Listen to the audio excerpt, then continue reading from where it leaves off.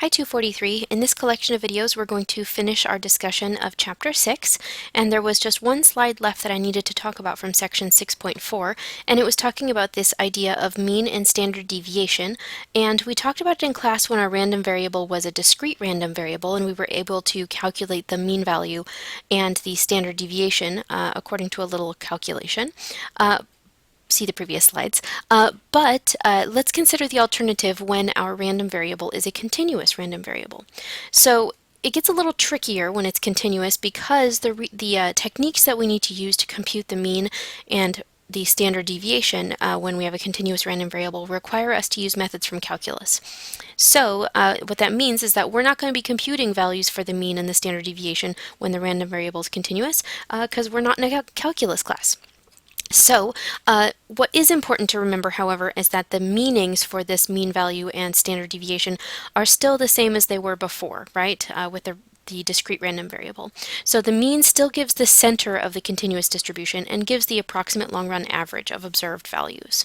And the standard deviation, that's sigma sub x, right, this measures the extent to which the distribution spreads out around mu sub x, right, and it's the amount of variability, right. So just as they were before, right, these are measures of center and spread. So let's consider an example. There's a company and they can purchase concrete of a certain type from two different suppliers. Let's let X, the random variable, be compression strength of a randomly selected batch from supplier 1, and let's let Y, a different random variable, be compression strength of a randomly selected batch from supplier 2. Okay, so now let's say that we were able to determine, or they did some sampling or whatever, and we were able to find that our mean value for the X random variable from supplier 1 is 4,650 pounds per square inch, and this has a standard deviation of 200 pounds per square inch. Alternatively, from supplier 2, we find the mean is 4,500 pounds per square inch, and the standard deviation is 275 pounds per square inch. What would it look like then if we sketched these distributions? So here's the first one. For supplier 1, we've got a mean. Again, notice that that's where the distribution is centered about, right? And it's got a bit of a spread on it. And this is the second supplier here. Notice the mean is lower, as well as the standard deviation is larger, right? And now the question is, which supplier should the company purchase concrete from? Well, I don't know about you, but I'm kind of thinking that if we're working with compression strength, I'd kind of like a greater compression strength, and I'd like less variability, right? Because I don't want there to be a greater chance of failure, right, with this concrete. So I would choose supplier 1 because the mean is higher and there's less variability, right? So you could say on average you'd be expecting to get a better collection of concrete, right? Okay, which would behave better in the long run. All right, that's it from 6.4. Let's move into 6.5 where we talk about normal distributions. We're going to talk about the idea of a standard normal curve, and we're going to use a table to calculate some probabilities. So in general, normal distributions are continuous. What that means is they're a nice smooth curve. They don't have any corners or gaps or holes or any of that stuff. They are bell-shaped. And what they can be used for, by the way, is to approximate distributions of other variables, right? So they can be used to sort of model other distributions. Okay. They are used for inferential procedures, meaning you can use them to help with decision making, right? When we have to sort of do some testing later in the term. And these distributions, these normal distributions, are distinguished from each other by having different means and different standard deviations. Just like our previous example, the shape of the normal curve changes when the mean and the standard deviation changes. And because these are distributions, remember, that means that they are probability curves, right? Okay, so they have to have an area underneath the curve equal to 1. So let's look at a few features of a normal distribution. So notice there's kind of these areas where it's curving down, right? It's kind of curving down here, and there's like a curving upward area here, right? You can kind of talk about this as being like sort of bowl down, right? It's kind of like an upside down bowl, where here it's kind of like a right side up bowl, okay?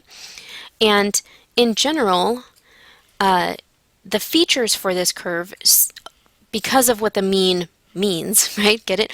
The mu, remember, is going to be the measure of center, And so the value for mu is going to be right underneath the top of the bell curve, right? Right underneath it. It's going to be that point of symmetry, right? And in addition to that, the value for sigma, the standard deviation, can actually be approximated just by looking at the shape of the curve, right? The value for sigma can actually be approximated by looking for the place where the curve changes from being like bowl down shaped to bowl up shaped, right? And so here, notice this is bowl down, but about right in here somewhere it changes from being bowl down to bowl up, right? And in calculus that has a special name, right, called an inflection point. But this right here is going to be the place where we're going to be able to say, aha, that length right there, however much that is, that's going to be our standard deviation. Okay, so one specific kind of normal distribution is called the standard normal distribution, and this is the distribution where you have a mean value of 0 and a standard deviation of 1. Okay? Remember, there are lots of other kinds of normal distributions with different means and different standard deviations. This is just the standard normal one. When we have this standard normal distribution, it's customary or convention to use a letter z to represent the random variable, right? So notice down here in the right here, the variable for this axis, right, is being called z, and that's the random variable.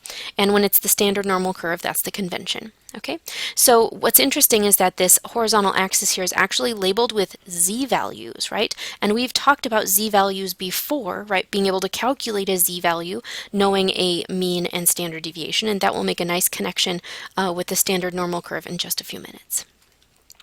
So what we can do actually, because area underneath distribution curve represents probabilities of events occurring, we can use a table, right, to actually figure out the area underneath this standard normal distribution. Again, it's kind of tricky to figure out the area underneath this curve because it's not straight across, it's not a line, right? So it doesn't have a nice geometric shape that we could use a formula for. Like, for example, it's not a rectangle, so we can't do base times height. It's not a triangle, so we can't do base times height divided by 2, right? It's got this like curved top to it, right? So we would have a lot of trouble finding the area underneath this thing unless we move into doing some calculus. Okay, so what we have are some tables that tell us for different values of z how much area is underneath the curve. And of course, calculus was used to come up with these. Okay, so let's see how we use this table of values for standard normal curve areas. So for any number z star, now they say z star here, and that's just saying that this is some fixed number, right? It's not a random variable. They're just saying this is a number value for z. Okay, just to make a distinction between a z here being a variable and a z here being a number. Okay, a fixed number. So for any number for a z-score, right, from negative 3.89 to 3.89, and rounded to 2 decimal places, there's a table in the back of your textbook. It's in the appendix, and the table is going to give you the area under the z-curve, under the standard normal distribution, to the left of that z-score, right? So what you're finding is, because it's to the left, that's the definition for probability, so we've got probability of z being less than that number that you look up in the table, right? Area under the curve to the left of z star, right? And remember, for continuous random variables, the probability of z less than z star is the same as probability of z less than or equal to z star. Remember, we talked about this in class and nobody liked it, right? The reason is because the area of a line is 0, and the probability of z equaling z star is 0. Okay, so remember that the letter z is representing our random variable here, specifically when we're working with the standard normal distribution. Okay, so how do we use the table? What we have to do is work by rows and columns, right? So how the table is set up, and I'll show you an example in a second, right, is to take the number for z star that you're trying to find, right, and first locate the beginning part of the number, right? So for example, if you were looking up negative 1.76, then you would look up negative 1.7, and then you would use the second digit of the right, second digit to the right of the decimal point to find the coordinating column, right? So where those rows and columns intersect is what that probability is being told to be, right? And that's the area under the curve to the left of that z star value. Okay, so let's see. Let's try this out. So let's find the probability z is less than 1.42. Okay, and that's that shaded area right there. Okay, yes, area underneath the curve gives us this probability by definition of the probability density curve. So now what we do is, this is a little sample of our table, right, from the back of your textbook, okay? So what we would do is we would find our z star here. We would go down to 1.4, and then we say, okay, we read across to find where we have 1.42, right? Say that right there. Okay, and that number right there, the 0.9222, right, is telling us that the area underneath the curve, underneath the standard normal distribution curve, to the left of a z value of 1.42 is 0.9222. Okay, and that makes sense because notice it's quite a bit of the area, right? There's just a little bit left over here. Okay, so it should be close to 1. So now let's see, what if we tried probability a z value is less than 0.58. Okay, so let's see our little sample of our table. So here's 0.5, and then we read over to 0.8 and find the intersection right here, right? So 0.7190. Okay, good. Of course, as your z values get larger this way, right? If you were to look at the area underneath the curve in the table, as your z value increases this way, of course, the area underneath the curve gets closer and closer to 1, right? So in your table, as you look at z values that get large, like 2, 3, 3.5, that kind of thing, you're seeing coordinating numbers that are close to 1. So if we wanted to find a sandwiched probability, remember we talked about this last time, the geometric way to think about this is to think of starting with this first part, right, here, the upper value, right, saying, okay, what's the probability of z less than 0.58, this part right here. And now what we're going to do is do this like construction paper cutaway thing where we say, okay, now subtract away the area that is to the left of this other z value, right? That's right here, probability of z less than negative 1.96 or 1.76, right? So that's subtracting away that little area. And when you do that subtraction right there, you're getting the leftover sandwiched blue stuff right there in the middle, just like that, okay? So here's how we use the table, right, to get these sandwiched kind of probabilities. You have to still talk about in terms of the stuff to the left of a z-value, right? And for us, that helps us with this sandwich kind of thing because we're always working with areas to the left. Okay, let's consider if we wanted an area greater than a z-value, right? Well, since we know the area underneath a curve, that one of these curves is always 1, what that means is that we just have to say this whole thing, it has 1. I can find out that little blue piece by doing what? The whole thing, take away this white area, right? Taking away that part.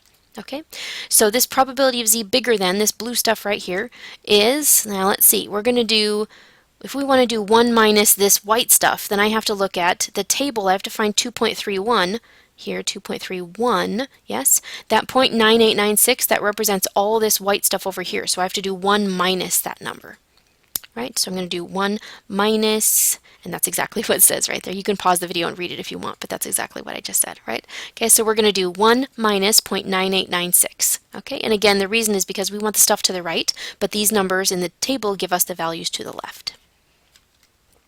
Excellent. So now let's say an alternative. What if we were given the area underneath the curve and we want to say what z-value would be used to produce that? Well, that's the statement we're looking for here. Probability of z less than some z-score that I don't know what it is. I want it to equal 2%, which is 0.02. So what we do is we go to the table. This is a little harder because now you have to look throughout the table to try to find in the table, not the z-scores here. You have to try to figure out in the table where you see a 0.02. Okay, so here's the 0.02s, but now what we have to do is try to find the one that's closest to 0.0200, and that appears to be this little entry right here, 0.0202. Okay, so what that means is the z-value that would give you the area to the left of that z-value under the curve of being 2% approximately, right, is the z-value of negative 2.05. Okay, great. So let's say, just for fun, right, that you had another normal curve, but it wasn't the standard normal curve. It wasn't a standard normal distribution, right? So what that means is that you don't have a mean of 0 and a standard deviation of 1. Okay, let's say you had a mean of 5 and a standard deviation of 0.15. Okay, what we can do, because without having a mean of 0 and a standard deviation of 1, you can't use the table in the back of the textbook. That's purely reserved for the standard normal distribution. So for another normal distribution, like where the mean is 5 and the standard deviation is 0.15, you can't use the table, right? So what you have to do is take those values for the random variable that are constructing that distribution and standardize them, right? We have to figure out what their z-score would be, and that's why we talked about this in the previous chapter, because what we want to do is find the z-scores, right, that are going to coordinate from those other random variable scores. Okay, so we're going to standardize the random variable we have, like x or something like that, and then we'll get to use the table. So if x is a random variable whose behavior is described by a normal distribution, not standard, right, with mean that's something weird, not 0, and standard deviation something else, not 1, right, then what we can do is say, if you want to talk about probabilities or areas underneath the curve for that normal where you don't have mean being 0 and standard deviation being 1, well, you can do the same thing with the z, with the standard normal distribution, right? You can use the same inequalities, right? And you can do the same sandwiching and everything, but what you have to do first is the following. You have to standardize the scores that you're looking at, right? Okay, so if you're going to say probability of x less than b, you can say probability of z less than something, but this b star right here has to be the z-score for b, right? Okay, so you have to compute its z-score to be able to use the table. Okay, and same thing with a. If you want to say probability of x bigger than a, then you have to find the z-score for a, and that's what a star is. Okay? Great, so let's just try an example, and this will be our last example for this video, because I know we're pushing 15 minutes now, 16 actually. Okay, so data on the length of time to complete registration for classes using an online registration system suggests the distribution of the variable x, time to register, right? So for students at a particular university, this can be well approximated by a normal distribution. Its mean is 12 and standard deviation is 2. So notice this is going to be normal, but it's not a standard normal, right? Because the mean's not 0 and the standard deviation is not 1. So what's the probability it will take a randomly selected student less than 9 minutes to complete registration? What that looks like is saying probability of x less than 9, right? And again, we're not standard normal, so we've got to standardize, right? So we're going to see this computing of a z-score over here, right? This b star is saying you're finding the z-score for this value of 9, okay? So what do? Remember, for a z-score, we take the number, we subtract the mean, and we divide by the standard deviation, okay? So now I see that this is the z-score for 9, which is negative 1.5. Now, what we want to do is say the probability of x less than 9 is the same thing as the probability of z less than negative 1.5, okay? And we can look up that in the table. Okay. When we look that up in the table, remember you find the negative 1.5 part under the z star, and then you just read over to 0, right? Because there's no second decimal place after the decimal point. And what you'll find is this number in the table, right? 0.0668. Okay. So what's the probability it takes a randomly selected student less than 9 minutes to complete registration? About 6%. Okay. Great. We'll continue this part of the example in our next video.